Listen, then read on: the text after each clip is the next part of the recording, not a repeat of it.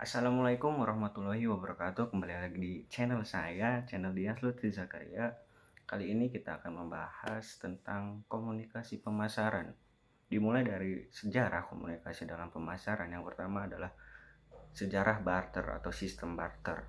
Barter berarti bertukar dengan orang lain di sekitarnya. Misalkan ketika seseorang punya beras dan orang tersebut menginginkan sebuah sayur, dia bisa menukarkan berasnya dengan petani sayur sehingga dia memiliki beras dan sayur. Dengan begitu pula sebaliknya, si petani sayur yang menginginkan beras. Contoh lainnya lagi, ketika petani beras tersebut menginginkan ikan, maka ia akan menukarkan berasnya dengan ikan dari nelayan, sehingga akhirnya petani tersebut bisa menikmati hidangan ras sayur dan ikan serta nasi yang nikmat, apalagi saat berbuka puasa. Nah, lalu muncul pertanyaan, apakah dalam sistem barter sudah terlaksanakan komunikasi pemasaran? Jawabannya sudah. Metode yang digunakan pada sistem barter ini sudah menggunakan komunikasi visual, komunikasi verbal, dan komunikasi nonverbal. Di sini berarti komunikasi pemasaran sudah terjadi ya. Komunikasi visual berarti face to face antara si petani beras sama petani sayur serta nelayan. Kemudian mereka bertemu langsung, bertatap langsung, dan menawarkan produknya. Komunikasi verbal berarti adanya percakapan, sedangkan komunikasi nonverbal adanya gestur. Contoh dari komunikasi nonverbal yaitu nelayan di Jepang pada saat pelelangan. Emang ini udah masuk ke sistem jual beli personal di mana udah mata uang, tapi saya sampaikan di sini di mana pada saat itu di Jepang para nelayan menggunakan kain untuk menutupi kedua tangannya, yang kemudian tangan itu menggerakkan jarinya untuk menawar harganya seperti itu.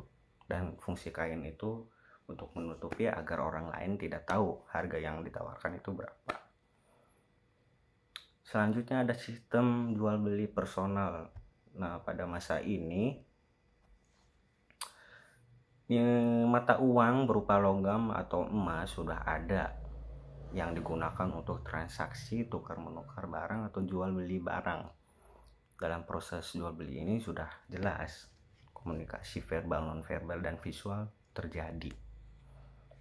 Kemudian ke masa komunikasi massal yang dibarengi dengan perkembangan teknologi yang dimulainya dengan penemuan mesin uap atau mesin produksi secara massal. Nah, dalam meningkatkan penjualan, maka komunikasi yang digunakan itu sudah mulai menggunakan satu arah, yaitu dengan menggunakan media televisi, surat kabar, radio atau lainnya. Kemudian di masa sekarang yaitu menggunakan marketing tools, perusahaan itu mulai memiliki pandangan untuk mengelompokkan kegiatan pemasaran yang sesuai dengan tujuan yang ingin dicapai. Nah, jika ingin menawarkan kesadaran calon konsumen terhadap sebuah produk yang ditawarkan oleh masyarakat, oleh pengusaha dan ditawarkan kepada konsumen, maka perusahaan harus melakukan advertising atau iklan. Selanjutnya perusahaan ingin meningkatkan penjualan, maka perusahaan harus melakukan sales promotion. Yang terakhir juga, jika perusahaan menginginkan citra brand yang baik di hadapan konsumen, maka perusahaan harus melakukan public relation sehingga terciptanya loyalitas pelanggan. Kemudian pembahasan yang kedua setelah sejarah yaitu komunikasi spesifik, terpadu, dan dua arah. Komunikasi pemasaran terpadu berarti pemasaran yang menghubungkan hubungan bekerja sama interaktif melibatkan perusahaan dan konsumen menggunakan pesan media tertentu yang tujuannya membangun hubungan jangka panjang antara perusahaan dengan konsumen. Perusahaan melibatkan konsumen yang ditargetkan dalam pertukaran informasi. Adapun hal-hal yang harus diperhatikan dalam proses komunikasi terpadu ini adalah yang pertama, database konsumen. Database konsumen ini berisi tentang kumpulan informasi dari tiap-tiap pelanggan. Disebut kumpulan informasi karena memuat nama, alamat kantor, nomor HP, data pribadi yang sifatnya tidak rahasia mungkin, kemudian alamat email, dan juga hal-hal yang lainnya yang bisa didapatkan melalui pengumpulan informasi yang digunakan oleh perusahaan, entah itu lewat website, lewat kuesioner, ataupun rekapan masa lalu pelanggan. Seperti itu. Database juga mencakup kebiasaan pelanggan dalam membeli produk seperti apa, dan dari kompetitor yang mana sih pelanggan itu membeli produk tersebut. Yang kedua adalah pesan dirancang secara khusus. Perusahaan harus bisa membuat pesan secara khusus dan spesifik karena target pasarnya bukan massal tetapi individu yang ditargetkan. Yang ketiga ada media promosi, yaitu alat yang digunakan untuk memperkenalkan sebuah bisnis. Media promosi adalah alat yang cocok untuk mempromosikan produk, ide, atau layanan suatu bisnis. Contohnya itu promosi digital seperti platform sosial media, YouTube, Instagram, atau adapun secara konvensional ada baliho, spanduk, koran, serta brosur atau lainnya, ada pamflet. Yang keempat yaitu memperhatikan titik interaksi. Setelah memilih media promosi, perusahaan harus menentukan titik tertentu nih untuk berinteraksi dengan konsumen seperti di gerai, entah di toko ataupun restoran. Ini ada sebuah tempat. Kemudian yang terakhir adalah komunikasi secara internal dan eksternal. Komunikasi secara internal dan eksternal itu berarti komunikasi yang berasal dari dalam perusahaan dan dari luar perusahaan. Dari dalam perusahaan biasanya dari kemasan produk, sedangkan dari luar perusahaan berupa promosi dengan media tertentu oleh perusahaan. Kemudian hal apa aja sih yang mendorong komunikasi pemasaran terpadu itu? Yang pertama ada perusahaan harus mampu menyerap pesan ke dalam filosofis perusahaan mereka untuk memastikan bahwa target pasar atau pasar sasaran dapat menerima pesan yang konsisten dengan produk atau pelayanan yang unggul dan profesional.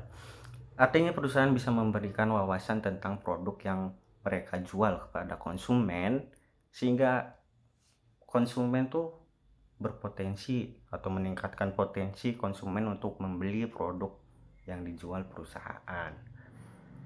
Hal yang kedua yang mendorong pemasaran terpadu adalah riset untuk mengetahui informasi saingan sehingga nantinya ketika konsumen dari produk saingan berpotensi untuk pindah ke produk kita yang paling cocok,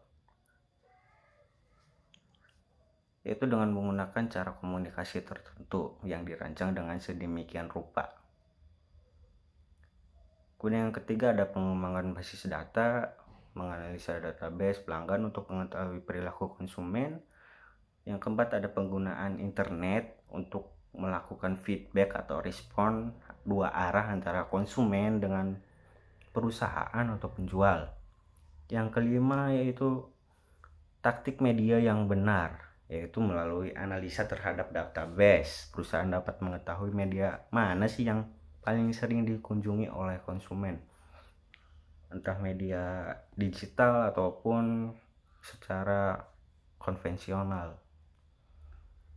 Yang keenam yaitu membangun konsumen yang loyal terhadap merek. Salah satunya yaitu dengan branding merek atau bagaimana kita membangun citra merek yang baik dari kualitas produk maupun pelayanan yang profesional. Yang ketujuh, menciptakan hubungan interaktif, yaitu bagaimana cara perusahaan berkomunikasi dengan dengan konsumennya untuk mengetahui keinginan konsumen. Kemudian yang kedelapan ada pengembangan merek, bukan hanya sebagai merek bukan hanya sebagai identitas saja, tapi merek juga bisa menjadi daya jual untuk pasar sasaran. Ya contohnya iPhone yang dikenal dengan kualitasnya terbaik itu dibandingkan dengan pesaingnya. Kemudian yang kesembilan yaitu memproyeksikan visual dan verbal secara konsisten. Produk dan layanan harus disampaikan dengan pesan secara konsisten agar konsumen tuh mudah mengingat gitu, mudah pesan juga jadi mudah tersampaikan. Yang ke-10 yaitu bauran promosi dan media yang disesuaikan dengan kebutuhan dan yang dipilih oleh pasar sasaran. Dan yang terakhir yang ke-11 yaitu evaluasi. Bagaimana sebuah perusahaan memperbaiki strategi yang sebelumnya untuk membuat rencana strategi pemasaran terbaru yang lebih baik. Sekian dari saya, mungkin itu saja yang bisa disampaikan atas materi yang disampaikan dari YouTube KPT 2 dan KPT 3. Kurang lebihnya mohon maaf apabila ada kesalahan dalam penyampaian. Tolong dikritisi di kolom komentar. Sekian, wassalamualaikum warahmatullahi wabarakatuh.